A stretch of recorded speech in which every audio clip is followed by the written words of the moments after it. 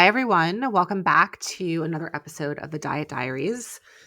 I have another really cool guest today. I don't do a lot of guest episodes. And I'm really excited about this because this is something that I didn't even know existed. So I'm talking today and we're going to talk with Nicole Garfunkel, and she's a personal stylist for women in eating disorder recovery. And up until like maybe a month ago, I didn't even know that was a thing. And then I heard it was a thing through like a mutual connection that we had. And I was like, oh my God, this is amazing. And so Nicole and I connected and we've been talking, and it was just like a perfect fit for her to come on the Diet Diary. So hi, Nicole. Hi. I'm super excited to have you here. I know this is going to be such an awesome resource for my listeners, hopefully for you to share with your community as well. Because getting dressed for any woman, for most women, I'll say really is stressful and hard. And especially for women who have gone through anything major with their bodies and with food, it becomes like this whole other level of challenge.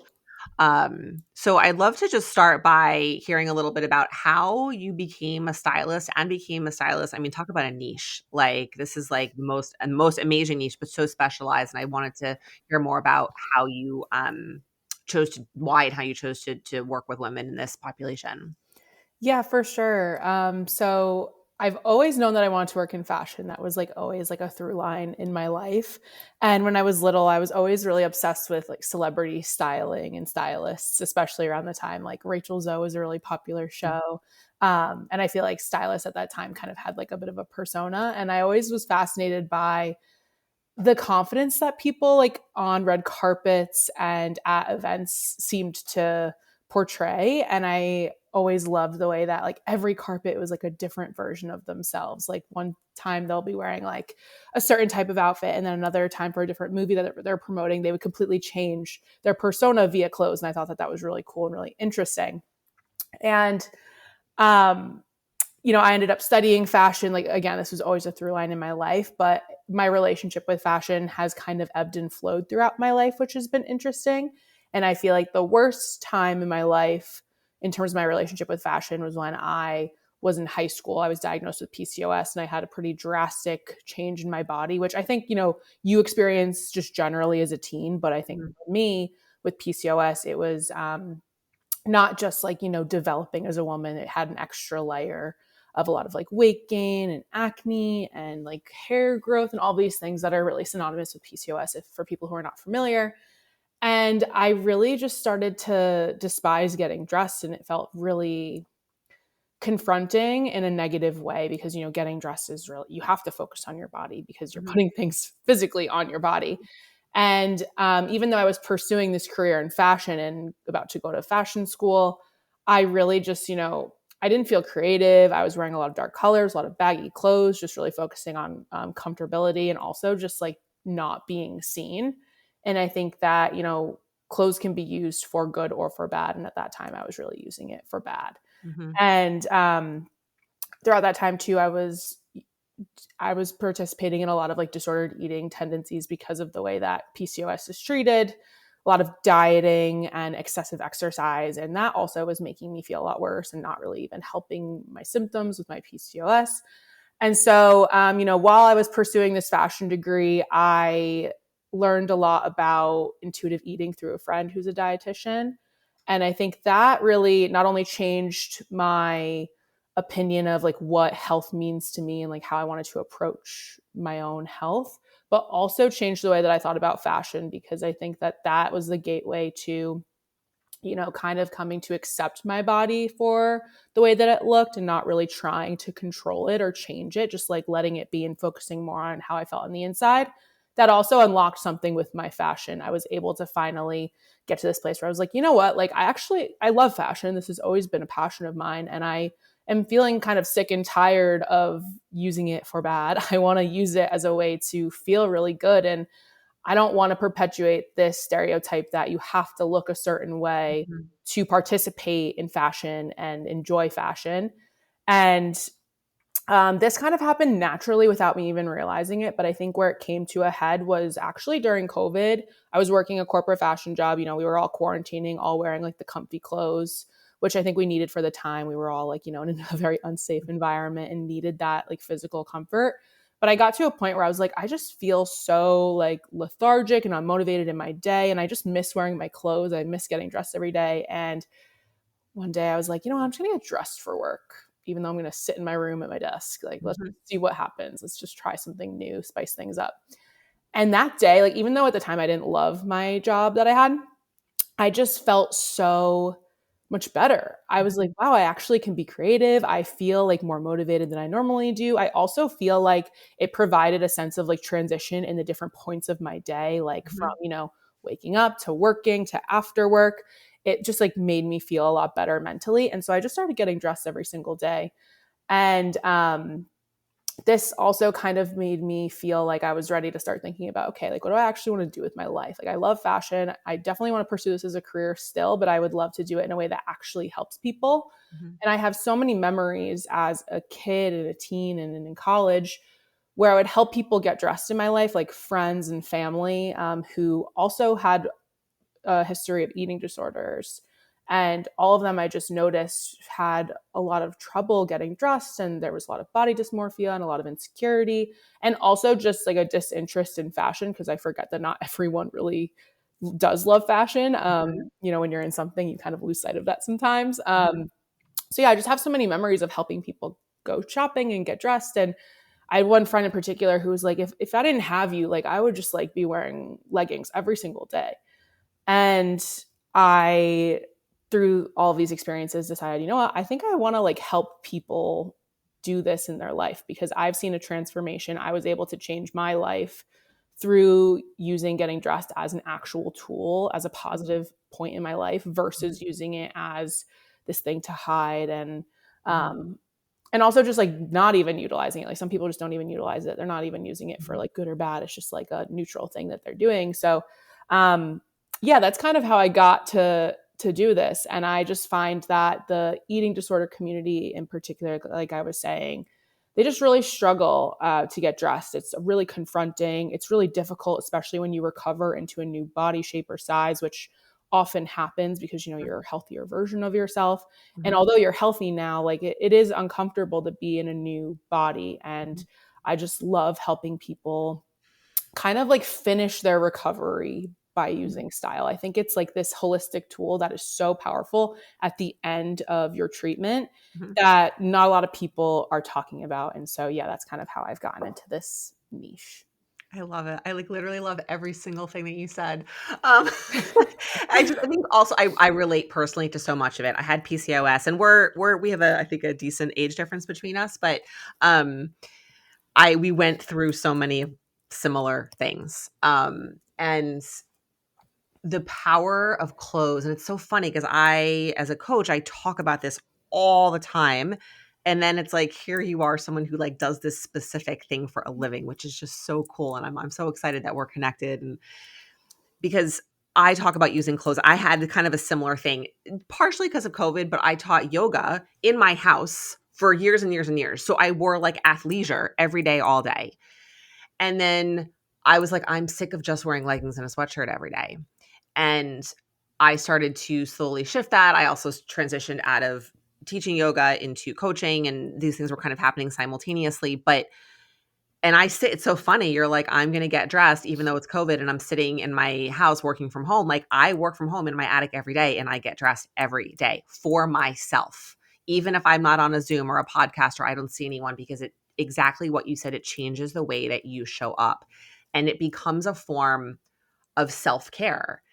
And it is so confronting because you do have to pay attention to your body because you have to try things on and you have to button things and zipper things and you have to look and see what you like on your body, what you don't, and what's comfortable. And um, that brings up so much, but it's so therapeutic when you have the right support to do it. Right. And I think people do need support. I think it's very hard to just do that on your own and or feel like you're the only person doing it. So what you do for women, I just think is, I mean, I feel like you have identified such an unmet need, which is just phenomenal.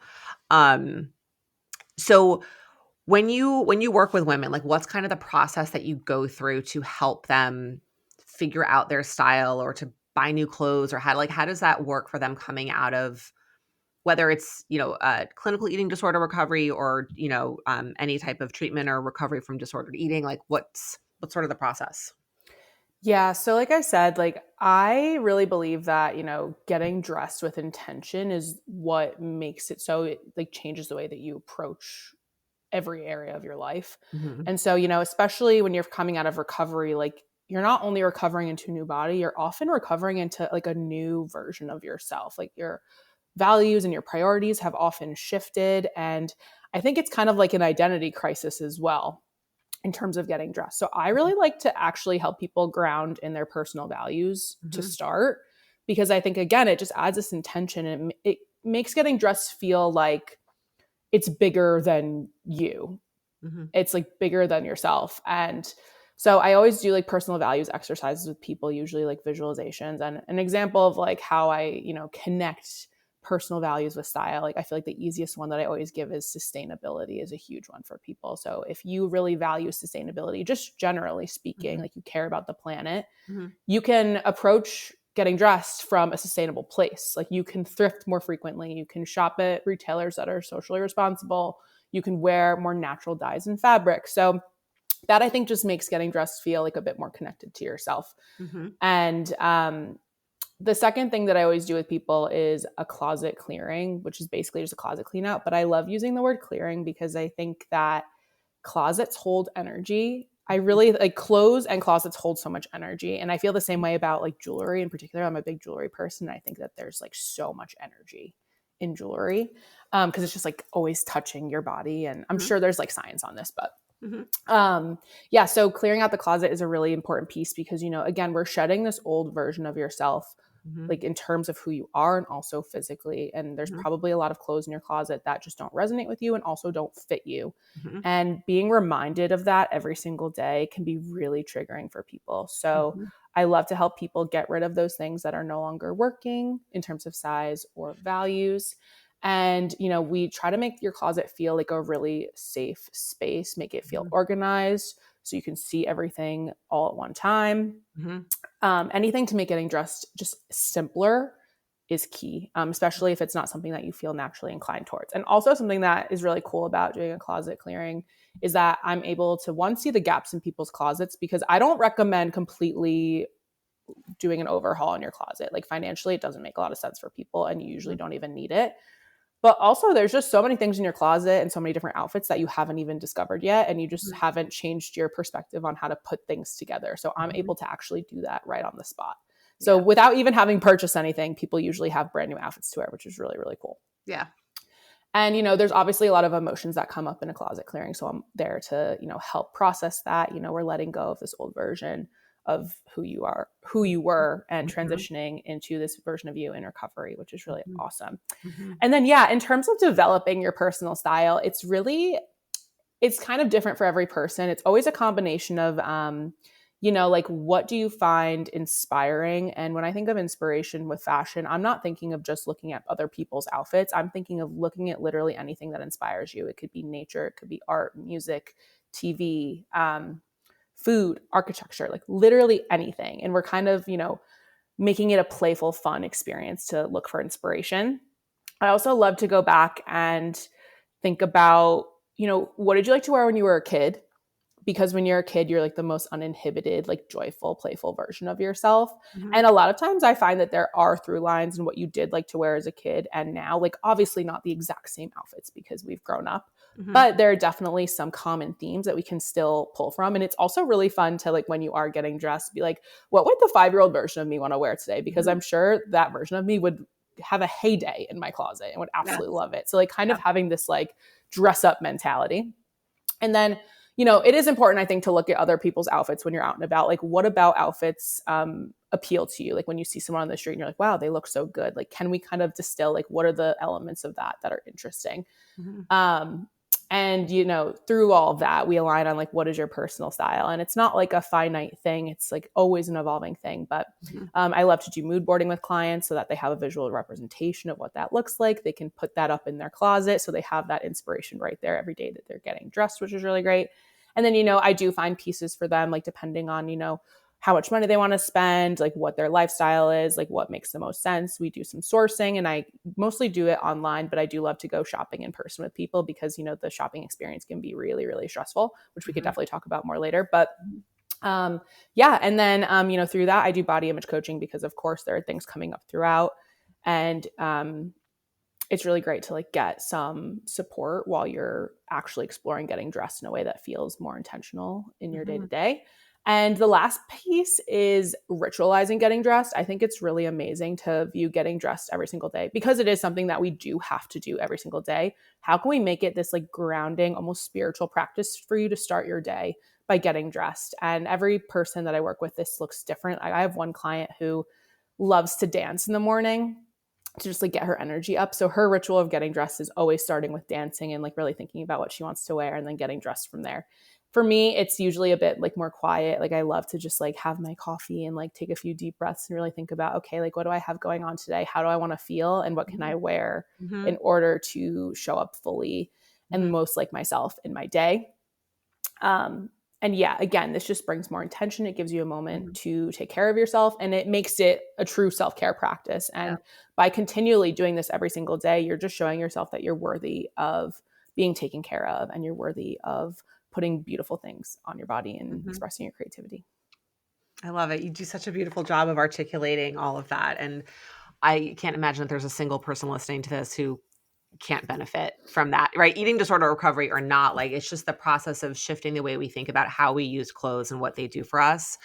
Um, I have, like, 2 big thoughts or more than that, but there's something you said early on when you were just speaking around, like, the energy that our closets hold, and I think that's such a really powerful insight and articulation of what's happening in there, right? Because you can walk into your closet, and I feel like the cliche for a good reason is I have nothing to wear. I'm overwhelmed, or I'm trying on things Mm-hmm. and I'm crying, or I don't like anything that I have.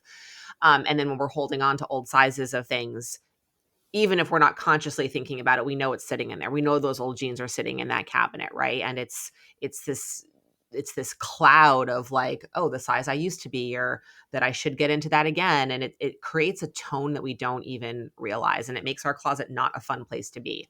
So I think acknowledging the energy that the closet holds and that we have the autonomy to change that and shift that through the process that you just talked about is amazing. And I think so overlooked, right? About how, and you're Mm-hmm. starting your day in there, to your points. You're starting your day in this place with this really crappy energy that's not supporting you. That's actually, it's harmful in some ways, and it's keeping you really stuck and really trapped.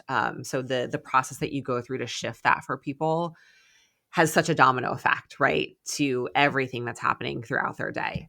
Um, so as you were talking, kind of towards the end of what you were just sharing about developing personal style, something that I've talked about, I actually did a whole podcast episode on this. I'd love to hear your take, right? Is the word flattering, which is Mm. like, I don't know when I quite stopped using that word, probably about the time that I realized that flattering, pretty much my interpretation is, does this make me look smaller? Yeah. And what does that word mean to you? Do you use it or not? And how do you help people figure out what does look good on them, right? Because different things do look good on different people. But I also struggle with the concept of like, well, I don't have, I don't like, I was just talking to my mom about this and she got a pair of wide leg jeans and she's like, I'm tall. I'm 5'8". So she's like, you're tall. You can wear wide leg jeans. I'm short. I can't wear wide leg jeans. Mm. And I'm like, that's not true. Like, I don't buy into that. So I'd love to get your take on some of like that language and those beliefs that we carry around. Yeah, I actually don't really use the word flattering. Okay. And I think I similarly, like, kind of subconsciously stopped using it. But, I think, especially if you're of the magazine generation, like Mhm. we are, I used to love looking at magazines and I'd be like, oh, like, what do I wear for like my pear shaped body type or like my athletic body type or whatever? And Mhm. I think this kind of is similar to the way that I feel about trends, which is that, if you like something, wear it. If you don't like something, don't wear it. Mhm. And it doesn't matter if you look a certain way or your body shape is a certain way. And the way that I like to think about it more is, again, just generally like, what do you like is like the very simple way to think about it. But Mhm. also, I really love to play with silhouettes. And this is kind of like more to the point of like getting dressed is an experimentation, and you can experiment with different ways to put outfits together. And so I think of it more from a proportion standpoint, Mhm. like one simple way to get dressed in terms of proportions, and not your body, I'm talking about the outfit itself, Yeah. is like if you're wearing like a very oversized, like I'm wearing an oversized blazer today. And if I were to wear like a wide leg pant, it might just look like a bit overwhelming. Like I Mhm. might look like I'm being swallowed. And again, this has nothing to do with my body. It's just the way the outfit looks. So instead of wearing oversized on the top and the bottom, I'm going to wear an oversized blazer and then a more fitted jean. And it just gives the outfit more proportion, and vice versa. If you're wearing Mhm. a wider leg pant, maybe think about wearing it with a top that's a bit more fitted. Mhm. Um, and yeah, we're really just trying to move away from like your body being the focus. And the focus Mhm. is more like, how do I feel inside? And Mhm. is this outfit allowing me to express myself creatively? And Mhm. also, like, do you feel physically comfortable? Like, this is one of Yeah. the most important things with getting dressed, like, no matter who you are and what phase Mhm. you're at. Like, you want to make sure that you're comfortable, because if you're not, like, that's all you're going to think about. Like, you're going to be really fidgety. And Yep. I have so many memories, and I think everyone has these memories of wearing clothes that are uncomfortable Mhm. and fidgeting, and that's all you can think about. And you can't wait to go home and like rip that item of clothing off. Mhm. And I want your clothes to be comfortable and support you in your life, both physically and creatively. So again, Mhm. moving away from the flattering, focusing on how you feel, and Yeah. just being playful and experimental with the way that you're putting outfits together, versus saying like, oh, my body looks this way, so I have to only dress this way for the rest of my life. That's just Yeah. not what we're going for. As you're talking about this, like, I'm thinking about all of the parallels between the way you approach helping women figure out, like, what they like to wear and what their style is, and, like, what we do with food in terms of figuring out what works for you and what doesn't Mm-hmm. work for you, right? We're so conditioned to, "Oh, this is the meal plan this person is doing. This is what I saw on TikTok. This is the diet she's doing. That will work for me."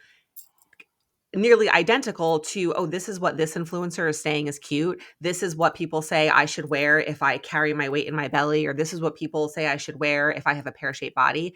And we just then take these things for granted and we do them, and we're not happy. We don't like how we look. We are hungry all the time, or we have cravings, like, because we haven't figured out what works for us. We haven't gone through that process of experimentation and getting curious and noticing.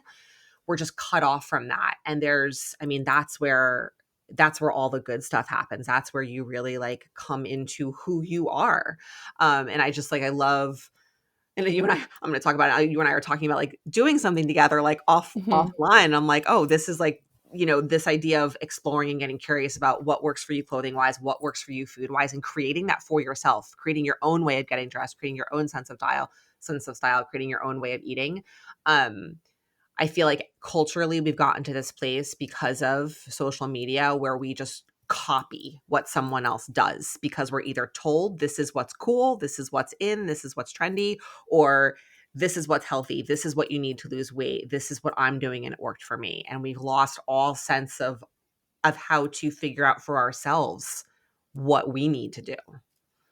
Yeah, and I think that, to your point about social media, like we're really being sold quick fixes right now in all Mhm. senses.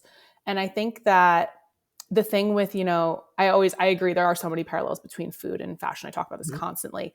And I think that we're sorry, there's like a fly buzzing around my head. Oh my God.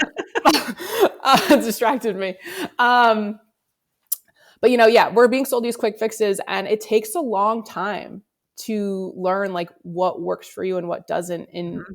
any sense, but like in this conversation, food and getting dressed. Mhm. And I think that we view that from such a negative place and a place of frustration, which I definitely get. Like I've been in that place too. I'm no stranger.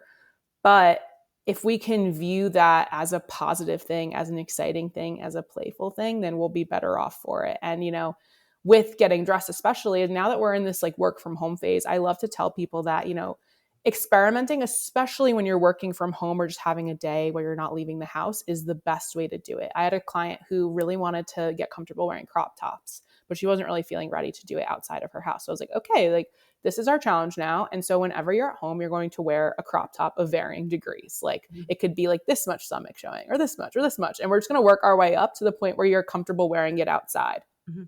And now she loves wearing crop tops. It's one of her favorite things to wear. And I'm not Mhm. saying that everyone has to wear a crop top, but I'm saying that you can get comfortable doing something or eating something or wearing something that you may not have been comfortable doing before, as long as you practice it and as long as you have the support.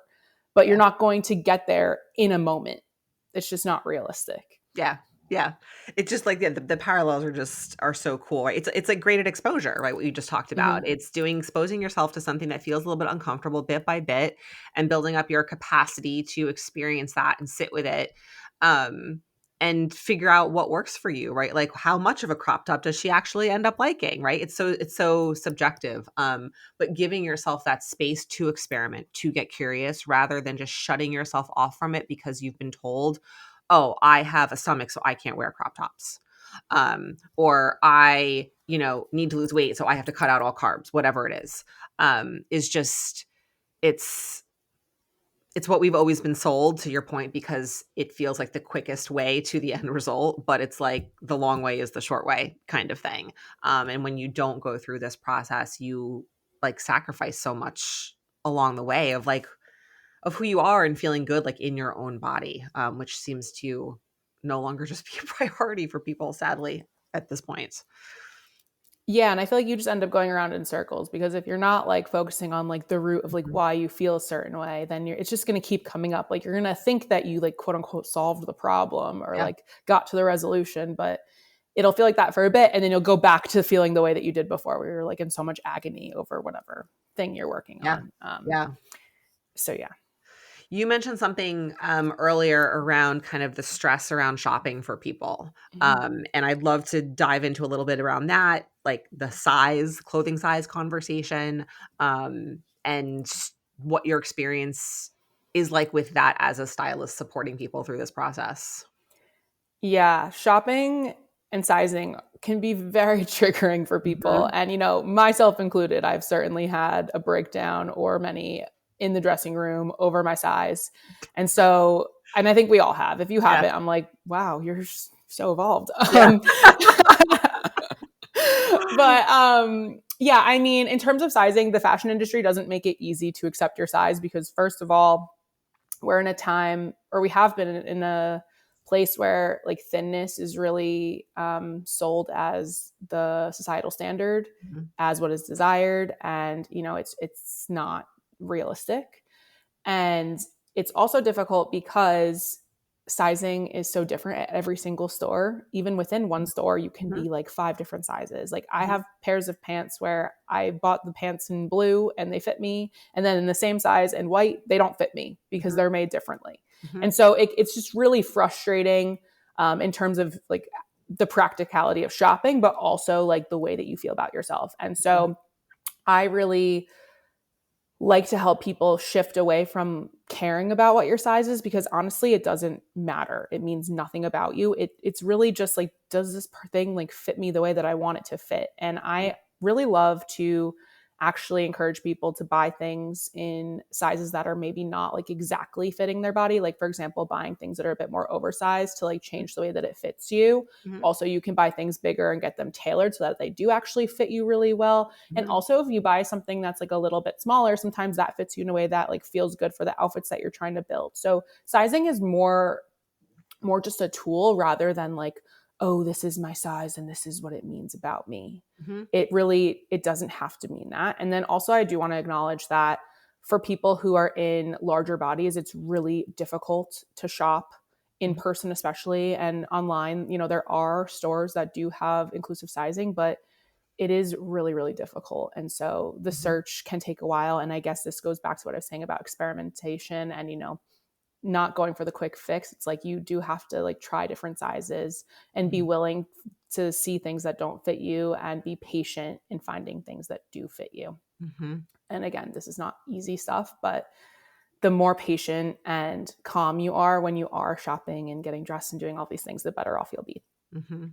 Um, and then in terms of shopping, yeah, shopping is really difficult, but I have a few tools that I like to give people in order to like have a good shopping experience. So the first thing is starting and ending your day with something that you enjoy doing or something that makes you feel good or calm or however, whatever positive emotion you want to feel. Um, because, if you approach it from a positive place, the experience will likely be more positive. And if you do end up having an experience while you're shopping that isn't the best, if you're doing something that you like to do afterwards, Mm-hmm. then it'll kind of like heal you from that experience. So that's one thing. Second, which I think you'll love, is that you should eat before you go shopping. Mm-hmm. Because shopping on an empty stomach is an absolutely miserable experience. So if you don't Mm-hmm. eat before, build in time to get a snack or get a meal at Mm-hmm. some point, because being hangry and shopping and being in the lights and not being able to find something and the store's about to close, it just makes you feel so frantic. And again, you're not going to find anything that you're looking for. Yeah. Another thing is bringing a trusted person with you. Like, I love going shopping with my clients. I feel like it's a really great experience because also, they're there to help like manage your emotions if something does come up.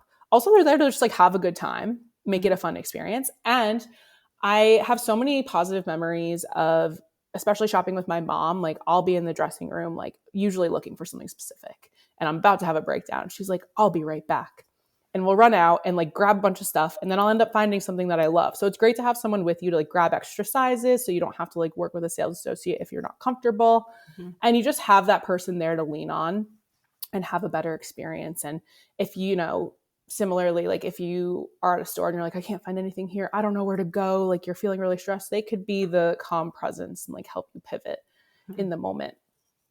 And another thing too, as much as I love to shop in person, there really is something about ordering online and trying on in a safe space, as in your home. Totally. And another thing that I love about that is that you can see how the items that you're buying actually fit in with your closet. Mm-hmm. You can create outfits on the fly. Like maybe you'll buy something and you'll be like, oh, I actually don't really have anything that this really works with. Even if it fits, like I don't want it because I'm seeing that it's just not working.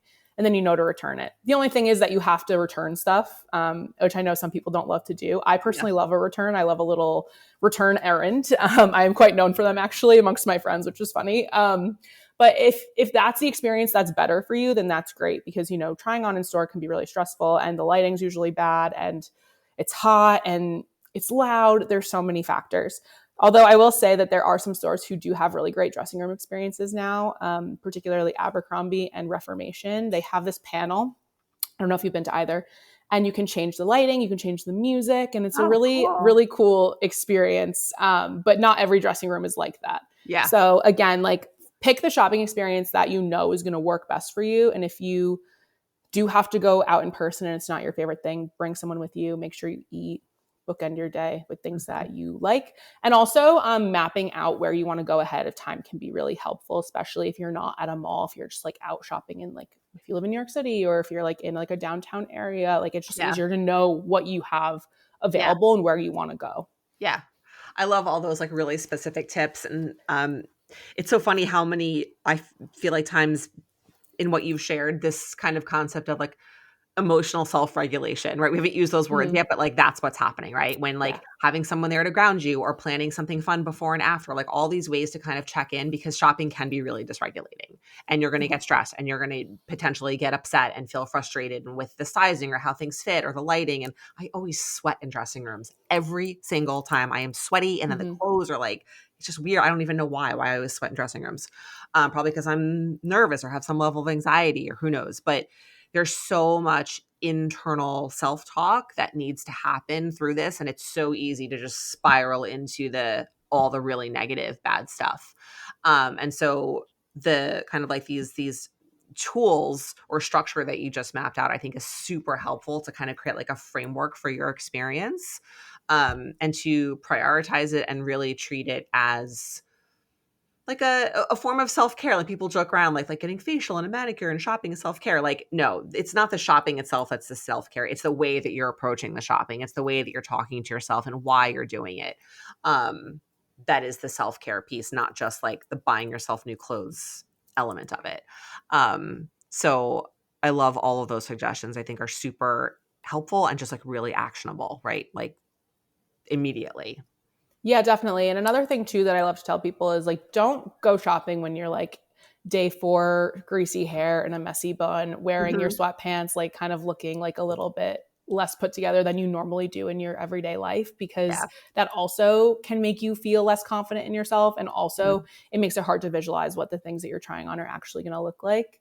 And also, I think about this a lot for like weddings, because I'm in a phase of life where I'm being invited to a lot of weddings. Don't wait till the last minute to go shopping for these things that are very specific. And same with actually bathing suits for the summer. This comes up so much with my clients. I feel like April comes around and they're like freaking out. And I'm like, start buying your bathing suits now before you need them. Because if you are in June and you're a week away from a vacation and you're stressing the heck out, like shopping is going to feel like a horrible experience. And if it's already, it's going to be a bit of a fraud experience, by setting yourself up and doing it ahead of time, you're saving yourself so much stress and in turn, just taking better care of yourself overall. Yeah. By preparing. Yeah. What else, if I'm just trying to think through, are there any other kind of suggestions or tips that you think would be helpful for people listening in terms of like, if someone's coming from a place of, I don't know where to start, I feel like I can't wear this, my body is, I have big boobs or tiny boobs or a big stomach or a little stomach or big, all the things that we say to ourselves and we're like, I can't wear this because of that. What's kind of a good starting point for people who have maybe not done like a lot of like investing either kind of emotionally or time or financially with their wardrobe recently because they've been kind of like avoiding it, but hopefully maybe this podcast has gotten them excited. Like what would be like a good next step? Yeah, I think firstly, I would maybe do some like reflection on like why you think that. Like, why do you think that you can't wear that thing because you're big busted or because your hips are bigger or whatever? Like, kind of doing that, like maybe a journaling practice or something to kind of like dismantle this belief that you have about yourself. And maybe also, I love journaling. And I think maybe journaling about like, what would it look like to actually like not listen to that, to actually wear that thing despite the fact that you have a big bust? What would that look like? What would that feel like? And actually try it. Like I said, like trying things when you're at home is a really safe way to do it. So I think challenging yourself in that way. And also I would say like, if you haven't really thought about like your personal style too much, or you feel really stuck with your wardrobe, a really simple way to change the way you feel about getting dressed, I think, is to think about it again, like I've been saying, from this creative place, and challenge yourself to wear the things that you really like to wear in a different way. If you have like a particular shirt that you wear constantly because you like it, or maybe because it's like a comfort shirt, for example, maybe see if you pair it with something different and see how it feels. Like just change. It's really subtle changes, I believe. And just changing the way that you're putting an outfit together can make you feel like you do have a closet full of clothes and plenty of things to wear. And also just kind of like change your perspective on like what is possible for you in terms of your style. I also love thrifting. I have kind of had a bit of a like man relationship with thrifting because I'm quite tall. I'm 5'10" and a bit curvy. And I always was like, oh, I can't like find anything here. But I've actually been having a lot of fun thrifting recently. And I think it goes back to what I was saying before about this like childlike mentality and this dress up mentality. And maybe because they're like the stakes are low, like the prices are usually a lot cheaper, you can try different styles without like it breaking the bank. Like maybe try thrifting and view it more like, oh, like I'm hunting for treasure in this thrift store. I love that. Instead of just like, oh God, I gotta like go to the store and I gotta find this thing that's gonna fit me. Like also, I do really love buying men's clothes. Okay. And I'm not a very like masculine dresser, but I just find it really interesting in terms of sizing to play with like different gendered clothes. So I would also play with that. Like my blazer today is a men's blazer and I love the way it fits over a woman's blazer because I find that they're like more tapered and it's just like playing with different proportions. And I think trying different like departments at the store could be really fun too. Awesome. I love it. Just like experimenting and getting curious and giving yourself space to do that. And knowing that some things you're going to love and are going to work and some things you're not going to love and not going to work. And that's like a normal part of the process. Yeah, that's the thing. Like if you don't like something, that's totally fine. And you don't have to make that mean anything either. That doesn't mean failure. That just means experimenting. And I've been saying this to so many people recently, is that like you can't know if you like something without trying it. I think we like to assume that we can be like, oh, I'm definitely going to like that thing or I'm not going to like that thing. But that might not be the case. And you don't know until you try. And it doesn't make you a failure at all. It just means that you were bold and brave enough to try something. Totally. Yeah. And I think we expect ourselves to like things or not like things based on what everyone else's experience is with that thing. And then we cut ourselves off from even allowing ourselves a chance to explore for ourselves. And then we're missing out on so much. Yeah, I completely agree. Thank you so much. I'm so excited to just have this conversation with you and have this as a resource. I know that you work virtually, so can you share your information? And I'll put it in the show notes as well, but just so people can get the details. Yeah, totally. My website is stylingconfidential.com. I also have a Substack, which you can find on my website. I am on Instagram and TikTok at styling_confidential.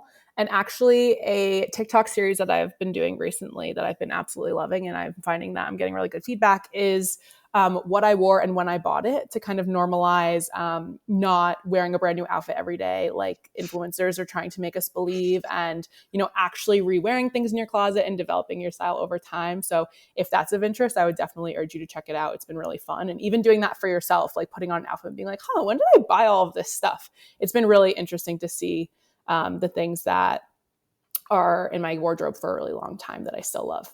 I love that. That's a whole topic we did not even get into, which Yeah. is like the haul, like the haul culture. Yeah. By haul, I mean HAUL culture on social media, which is like, oh, you have to never, to your point, repeat an outfit and be buying things from every brand every day, all the time. We can do it. We can do a part 2 episode. So Perfect. awesome. All right. Thank you so much for being here. And yeah, more, I think more from me and Nicole soon, hopefully. Yeah, definitely. Thank you so much.